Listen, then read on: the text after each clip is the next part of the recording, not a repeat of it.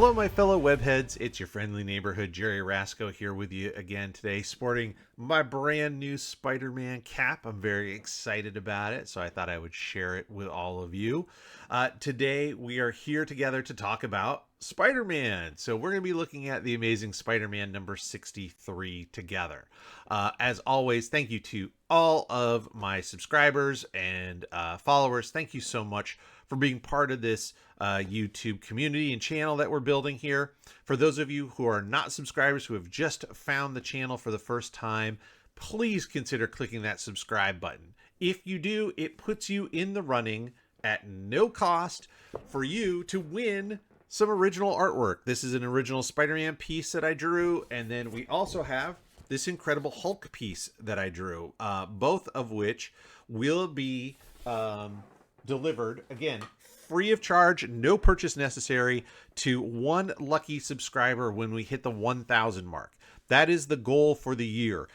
We're getting closer to the midpoint, and we got a long way to go. So I need all of your help. So if you have subscribed, thank you. Please consider maybe sending a friend or somebody you know who might like this content. Send them the link so they can subscribe as well. But that is the big push, is to 1,000. And when we get to 1,000, you too could win free artwork just by clicking that button. So thank you for doing that. So what we're going to do, like I said, we're going to look at the Amazing Spider-Man number 63 today. I'm excited to go through this issue with you. So let's jump in and take a look. So here's the cover to Amazing Spider-Man 63. And we have not just the Vulture, the Vultures. So it was teased the return of the Vulture at the end of issue number 62. And it has paid off with the return of not just one, but two Vultures. So for anybody who's new, if you remember, a few issues back, it looked like the original Vulture had passed away while he was in prison, and he had given his secret to his cellmate, who then kind of let him know that it was him that sort of poisoned the Vulture, and was going to become, take his suit and take over. And so there was, of course, the Spidey battle, which ended up with the Vulture, the new Vulture, and Kraven the Hunter, both fighting Spidey at the same time, and that's how the Vulture was defeated. So looks like we have two Vultures here. So it's going to be very interesting to see how that comes to play. Real quick, let's talk about the cover. I really like the cover. I think it's a great composition. I like the circular motion of the wings. So we don't have any two wings kind of going in the same direction. This one's going up this way towards the center, this one curving back around. So nice movement through the composition with these rounded, swooping wings structures. Of course, we have more green. So how do you offset the green? We use the complementary color of red. So we've got the spider signal here in red, helping to offset or pop those characters. So remember, your color wheel, you have three of your basic colors, your primary colors: red, blue, yellow. Those three colors are mixed together to make all the other colors. Your secondary colors are green, purple, and orange. And when they are across from each other on the color wheel, they complement each other. So red and green complement each other. Blue and yellow, blue and orange complement each other. Purple and yellow complement each other. So those are your complementary color combinations. Obviously, red and green is the most common one we see all the time. And that's really what works here, which is also why Spidey, I've talked about this a million times, has so many green villains in his rogues gallery. So overall, very, very nice. I like it a lot. I think it's a great cover. Again, one of those, I'm definitely going to pick this up. The black background, again, just helps emphasize and pop the figures. And it's like they're looking up in fright as the spider signal is shining down on them. So really good stuff there. I like it a lot. So here's the inside of the book, and as I always preface all of my videos, this is a scanned PDF copy of the original, which is from 1968. So We're still in those late 60s. We're still dealing with the same art team or creative team of Stan Lee, John Romita doing the layouts, Don Heck doing the finished pencils, and then Mike Esposito, under the pen name of Mike DeMio, is doing the inking. So this is the team we've had on for a while. And again, I said it last time, it's even more this issue. I feel like they've really come together as a real solid art team. And I'm seeing more and more consistencies with how they're doing stuff. So I like it a lot. It's a great combination. So again, this is scanned PDF copy. So you're going to see the yellowing of the paper. You're going to see the printing. Any printing errors are there. You're going to see the ads, just like it was in 1968. This splash page is great. I love a splash page that takes you right into the story. And this vulture pose is terrific. Obviously, it's some sort of a ledge on a building. And then the shadowing and the hunched figure really brings up that vulture iconography, which is terrific. The big nose really emphasizes, again, that beak, that vulture-ness of the character. Also to note, it is raining. That does come into play in the story. And I did note rain is really hard to do, especially back at this time. Today, we would draw this normally. You would color it normally, just like it's a night scene. And then you could come in with Photoshop and add white lines of rain over the top without really having, as a separate layer, without having to diminish any of the line art or the artwork. Here, in this case, that's not how they do it. All the inking is done on the same level. There are no Photoshop levels or anything like that, or layers.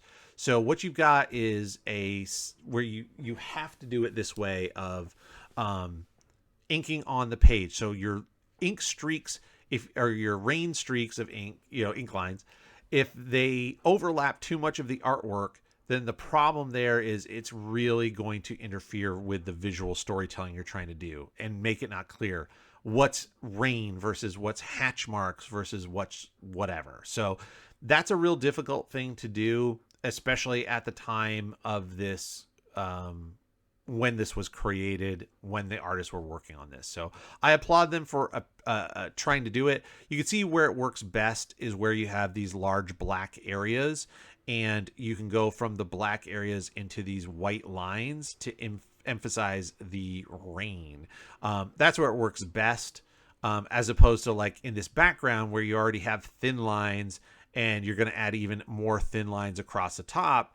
It can make the visual a little difficult. So this is handled very, very well. I think this is absolutely great. Okay. I'm going to pause for 1 second right here because my dog is nudging the back of my chair. And we're back from our quick edit with the puppy dog pushing her way into the office. So sorry about that. I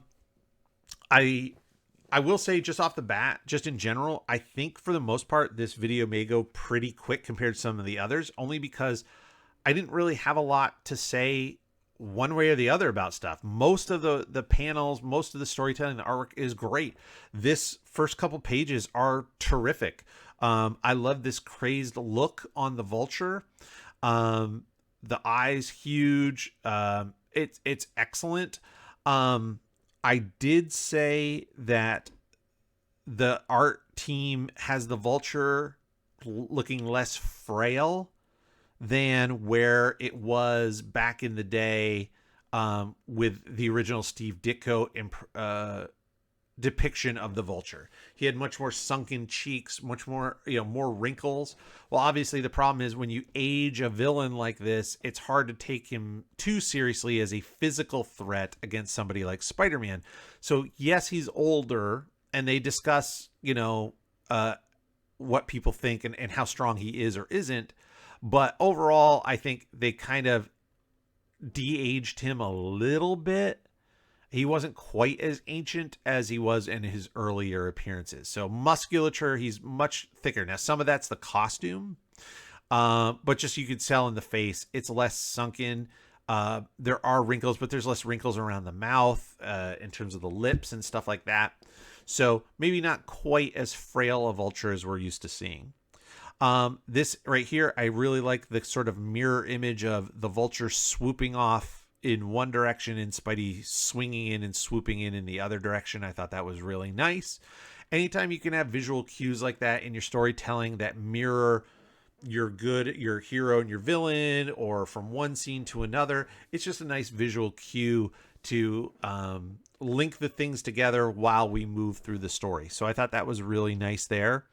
Spidey is trying to deal with this rain, and it's apparently a torrential downpour to the point where, as he goes to shoot his spiderweb, with all the force is taken out from the rain hitting it, and he can't really shoot his web the way he wants to.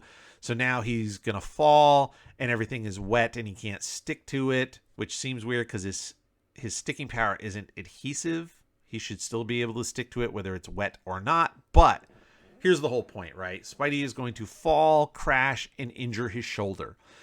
This is just to handcuff him so that when he's dealing with the villains later, it makes him just that much more heroic. If your hero doesn't have to overcome impossible odds, they're less heroic.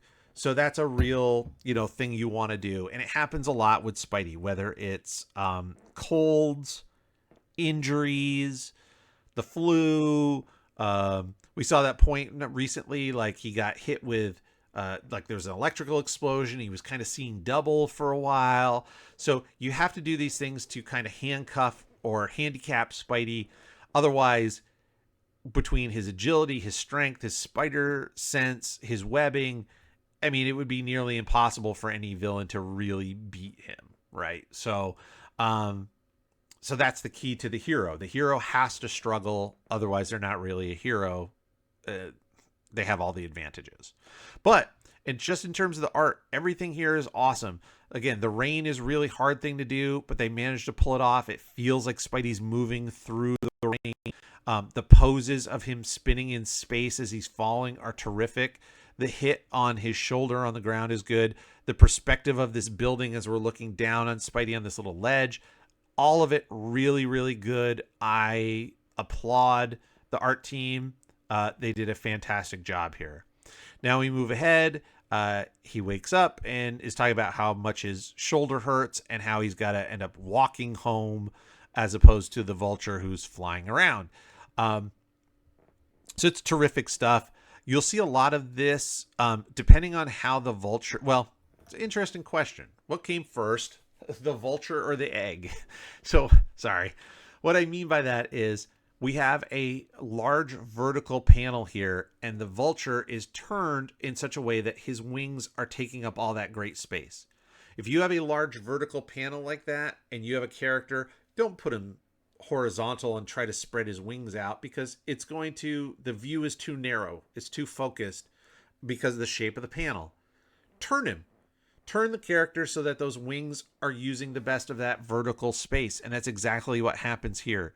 So really, really good stuff. Again, just a great panel. I really like the close-up of Spidey getting up off the ground. The puddles around him are good. Everything makes sense and is very well drawn. The inking is good. I like this nice dark line on Spidey's arm to separate this red piece of his forearm from the red piece of the chest. I mean, just overall, could not complain. The Vulture flies in and steals his old Vulture suit. So when his the guy who took over, the fake Vulture, if you will, his name was Blackie Drago. When he was captured, they took his costume and then they put it in a museum, which seems crazy to me. I'm like, shouldn't this be police evidence? Like, what kind of museum puts up a costume of a famous villain? That seems weird to me. But that's neither here nor there. The Vulture steals it and takes off. And again, good stuff. Good action of him punching out the guard, breaking through the window. I like this establishing shot of the museum and the buildings around it in the rain. Very, very good stuff.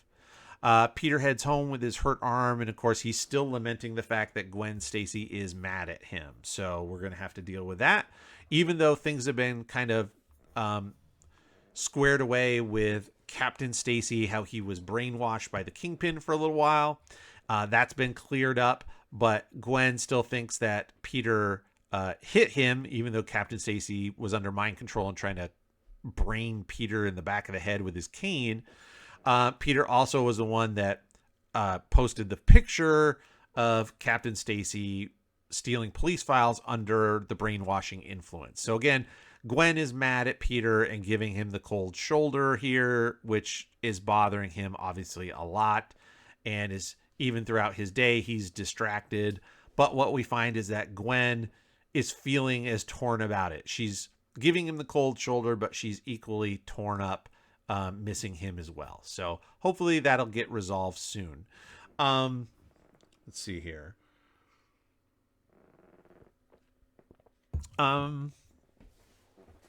Not much again to talk about. I like, as I always say, big panels for big action. So we have our talking heads of Peter coming to school, Harry and Gwen.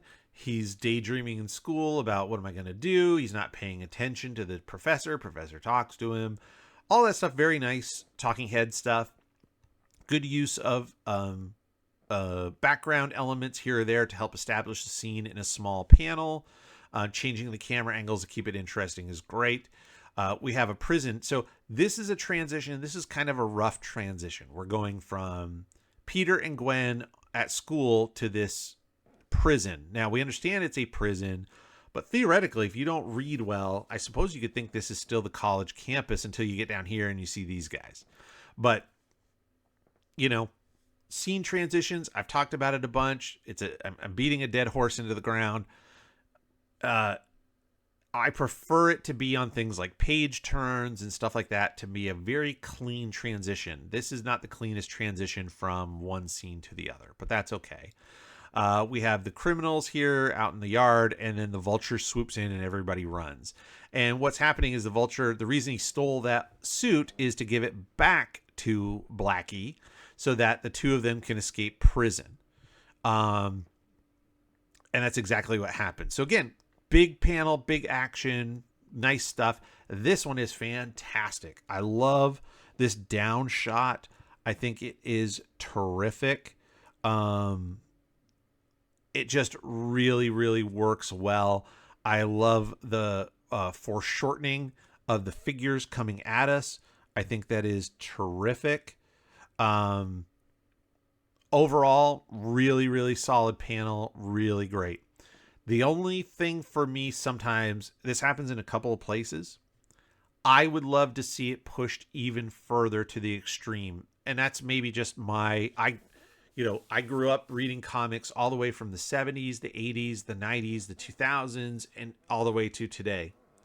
So some of my favorite comics are those 90s comics. And one of the things they would do is take a scene like this, and push it further. And what I mean by that is, instead of having this empty negative space around that you have to kind of fill up, you still know what scene it is when you see the guards knocked down and the criminals maybe a little piece of the wall. I don't need all this outdoor area. I would have these figures be even larger coming at us. So maybe Adrian Toombs, the original Vulture, would be closer to the camera, Blackie behind him, but filling up even more space. Again, just really pushing the extreme level or extreme action of that, these two guys flying towards the camera. Harry and Peter talking, which is really, really nice. I mention here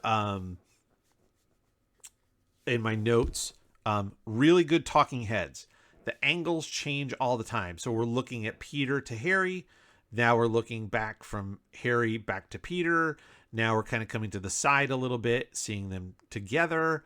You've got Harry, I guess, is heading to bed, and then or just kind of chilling out for the day. Now we close in on Peter at more of a close-up. Now we pull back to see he's on the phone. He calls, Gwen's not home. Now another close-up of Peter, but a little bit of an upshot. We're looking up, almost like we're looking up from that phone.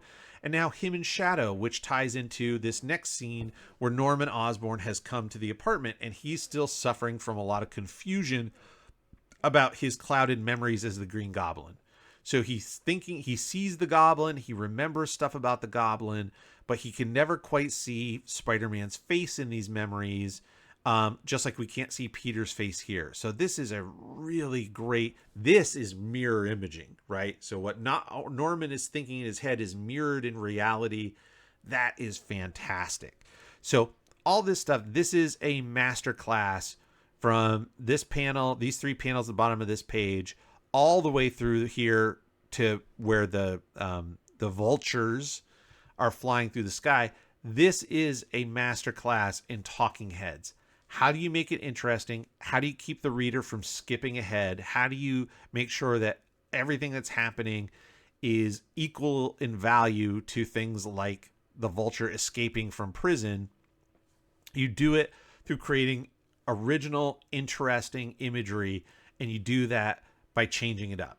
If it's the same static kind of space and image, it's going to get boring really fast. But this is really terrific stuff.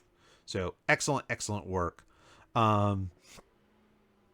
Vultures are landing, and now they want to figure out what's going on. I did like this. So the Vulture, even though they've kind of bulked him up and made him a little more lively than he was in his original appearances, they've made this guy Blackie even larger. So he's even more muscular, which kind of makes you think like if the two, well, you'll see here, eventually, spoiler, we jump ahead, the two get into a fight. That's the whole point of this. And you think Blackie is going to wipe the floor or the skies, I guess, with Adrian Toomes because he's bigger and stronger and younger, right? So, but we'll see. So now we get into just a little bit of the background of, we thought that the Vulture was dead. We thought Adrian was dead. He's not dead. So he goes through his explanation that he was, when Blackie betrayed him and he was the one who kind of poisoned him, his anger and his desire for revenge kept him alive. So fans of Star Wars, like Darth Maul, right, got cut in half, but his anger and vengeance and desire for revenge kept him alive. Well, the Vulture's desire for revenge kept him alive. So when Blackie escaped, he knocked out a guard, stole his uniform, and took off himself. Eventually, he built a new suit and found out that Blackie had been arrested. And this is a flashback to what happened there. Kraven and the Vulture were fighting each other. Spidey jumps in, and Kraven ends up taking out Blackie as the Vulture with this like paralysis ray before Spidey beats Kraven. So that's what happened in that issue, which was, there we go, issue number 49. So if you want to go back, if you're not familiar, you can go back to the episode that we did on issue number 49 and catch up and see that storyline. So now we get into, again, a lot of talking head, smaller panels. Now we're getting into the action. So here we go. So Blackie's like, hey, I'm bigger, I'm younger, I'm stronger. I'm going to be in charge of this little partnership here. And this is when Adrian tells him, I didn't break you out of prison to form a partnership. I broke you out of prison to beat you down and prove to everybody I'm the one true Vulture. And that's what happens. So, they talk about it. And one of the things that they say is that everybody underestimates how strong Adrian is, that he's stronger than he looks. And again, part of that's the suit, part of that isn't. But the one thing here I'll mention through all this that I wish would be a little bit different. I understand that Blackie has the original Vulture costume that he stole, and that Adrian has made a new one. I'd like them to be slightly different in color. Maybe one a little brighter, one a little darker. It would just help visually when the two of them are in really close quarters combat, when they're punching each other and they're right on top of each other, would really help to emphasize who's who, or, what's happening in terms of like, is this so-and-so's leg versus so-and-so's arm, and that kind of stuff. Just make it a lot clearer visually there. But beyond that, I think it's awesome. I love these large horizontal panels. So I just talked about earlier, right? You have these big vertical panels. You put the wings in there vertically. Well, now they're kind of swinging and punching. And so now we're going to go horizontal again to utilize that great space for those wings. So that's perfect. Also, again, changing angles up. We're looking up from below, so that's an up shot, and we've got just a hint of some buildings going up. Now we're looking down, straight down into the city, and we've got buildings here, so nice perspective shot looking down there. And now we're looking down like a street, so that's almost like a one perspective. Everything is going back to this point in the distance. And again, great, simple, basic city layouts. Every one in all four of these panels is slightly different than the other. Again, creating interest, making us, they're moving around in space. They're not standing static while they're throwing punches. It's excellent. And none of the city details are so much that it takes away from the figures in front of them. So again, another, as much as the first one was a masterclass in talking heads, this is a masterclass in basic background work to keep your story interesting, but not take away from the action going on in front. You don't always have to have this kind of a panel where there's nothing but action lines around it. Sometimes you need a background. And with this one where they're flying, if you want to emphasize and show how high they are, you have to give some frame of reference, and that's the city below them. So excellent, excellent stuff there. Really like it. Peter shows up at the Bugle, and Jameson's like, come on, we're going to go take some pictures. So they go up to the roof to take pictures of this story. This is phenomenal. I really like this one a lot. Let me see, what did I put in my notes? Panel 5, awesome. Figures bending in motion. Yeah, so good. So the two of them are struggling against each other, and you can just, even though the wings cover stuff, you know that body is under there. That's the only way this happens. If you could have just had one hand, Adrian they could have been facing each other, more vertical. By bending the figures around each other, it just really emphasizes the struggle, the energy, the motion. They are moving in space together, tied together like that. It's awesome. So this is really nice. Again, if you have an action, a character getting punched, they can get punched and they can turn their head a little bit. Or they can get punched and turn their head and have spit coming out and their lip or bulging out. You want that extreme action. That's what sells the power. That's what sells the motion. So again, here they could be much closer together, more straight.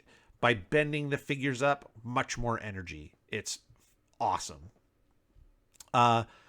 Peter sees it. Nobody else seems to see that they're heading towards this balcony where there's a little kid playing. And when Blackie gets thrown into the balcony, it damages it, and this poor little kid is hanging on for life. I thought that the kid was pulled off pretty well. So last issue we talked about a little kid that was drawn that looked like a little teenager or person drawn on a child body. Well, here we cover up like this one. This one's not as good. We see the face. It's not bad. This actually is a pretty good young kid.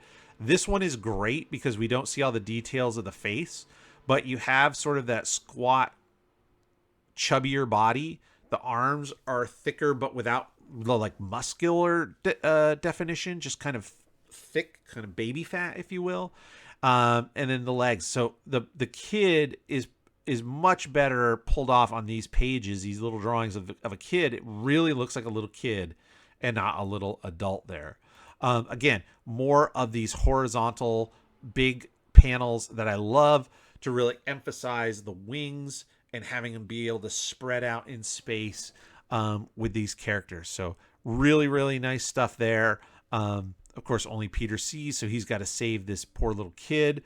And then I thought this page was awesome. There's one little note that I had, but I think it's great. So real quick again, Blackie is attacking Adrian and gives him a punch. So he's knocking him backwards. And then we roll right into this kick. Boom. I said there's one thing. There's two things on this page that I have an issue with. One of them I just noticed, and again, I've told you a bunch of times. I've read this originally years ago. I've literally read every issue of Spider-Man. I reread it again, probably twice leading up to this video. Then I reread it a third time as I'm taking notes. So after all that, I just noticed in this panel that they colored his hand green instead of flesh. So that's a coloring error. Blackie's hand should be flesh colored here, not green. It's not a big deal. It doesn't change anything, ruin anything from the story. But that's one thing I noted. But I love the kick. It's great. And you see, again, that reaction. His head is tilted back as far as it will go. That's excellent. It shows that force. Now we have Spidey swinging over. The kid is great. That Spidey figure, not so great. Now, some of it is the coloring, that the red is in the eyes. But just look at it. I understand it's a small figure in a small panel. But, yeah, that's not good. The hand is too big in relation. I know he's supposed to be foreshortening so that he's coming towards us. And as I mentioned, when things come towards you, as you can see right here, they get bigger. As they go back, they get smaller. That's great. The problem is it just doesn't work in this small figure. The head's too big. The body is kind of dumpy shaped. There's no, if his hips are behind him and going away, his hips should be coming down smaller, not the same size as his chest. I'd argue this hand is a little too big. So other than Spidey, that panel is really good. I like the work on the buildings. I like the two vultures tangled up. Now, this is how you do small figures in the background. That's really good. And there's a lot of detail to those figures with the wings and everything, but they did it great. That's a nice job. We've got the Daily Bugle, the kid. The kid is great. And then Spidey swings in to save him. Really, really nice. Good and interesting, good angle. So we're looking down slightly with a slight tilt. So it's like a down shot with a Dutch angle, which is a really nice combination. Simple cityscape again. But again, giving us frame of reference. How high up is this? How dangerous is this? If it looks like he's only 3 feet off the ground, there's no danger to it. So knowing that we're up this high in the air is a really big deal. So that's excellent. He gets back to his mom, and Blackie gives up to the police. He's like, that's it. And now it's going to be Spidey and the Vulture. So we wrap things up with Spidey with a bum shoulder is now going to have to fight the Vulture as he swoops towards him menacingly. Now, this is the last thing. It's a good panel. It's a good page. I like Spidey's pose. He's on his toes like that, but that bad arm is hanging down. They give you the little lines to remember it's that shoulder that's hurt. Here's the deal. Again, it's just personal preference. It's what I grew up with, and I love a more in-your-face action. There's a lot of dead space on this panel. In between the wings here is just this big open space. All this area up above. Now, you have to have room for your dialogue. There's still plenty of room for dialogue. And I've been seeing lots of city. I don't need as much cityscape down here. I would like to see the camera moved closer in, seeing Spidey. I don't even need to see his legs. It could just be the top part of his body and that arm hanging down. Maybe his left arm is kind of grabbing onto that shoulder a little now that it's sore from grabbing the kid, right? And then from behind him, and now you have this Vulture that's filling up the page coming at you with these wings. It really emphasizes the menace. Here, he's just a figure in space, and he's not that big. Is it menacing? Sure, he's in a menacing pose, but that size of him taking up the background, taking up the horizon and coming at you, you'd get him bigger. You could do a much more detailed face with the line work, the eyes, spittle coming out of his mouth, crazed look. Again, all if you get rid of a bunch of empty space that we don't need in this image. It's a big panel. There's a lot of real estate here. Let's fill it up with what's most important, and that's Spider-Man and the Vulture. So that's my just 2 cents on what I would have done a little different. Now, like I said, I didn't have a lot to say. There's pages that we skipped over because they're just was solid. Nothing crazy to write home about. That, wow, we've never seen anything like this before, or to celebrate. There's nothing bad to reprimand or to recommend a change. I mean, this is a super, super solid issue. And we're at the end. So with that said, I'm going to go back to the desk and we'll wrap things up on Amazing Spider-Man 63. So yeah, this is a super solid issue. I hope you liked it. I really enjoyed going through, even though it's sort of a setup, right? It's setting up this battle between Spidey and the original Vulture. But it's how we got there that's important. And the storytelling is excellent.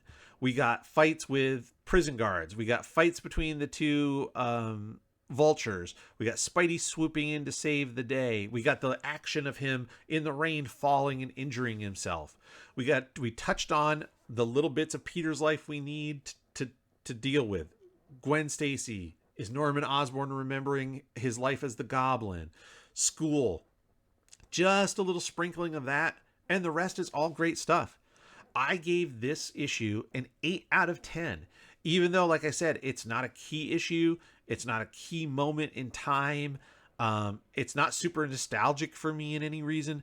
I just think it's a really well executed comic, and I really liked it, and I wanted to make sure that everybody got a chance, because this is something that, again, unless you're a real diehard fan or a Silver Age fan, I know there's a lot of people out here that probably this is the first time you've ever seen this comic. So if you see it out in the wild and you're a collector, grab a hold of it. This is a really good issue to check out. So thank you all for being here. I appreciate your time. I think it's a great issue, and I cannot wait to see what happens with number 64. So join me here, same time next week, for even more Amazing Spider-Man. Thanks.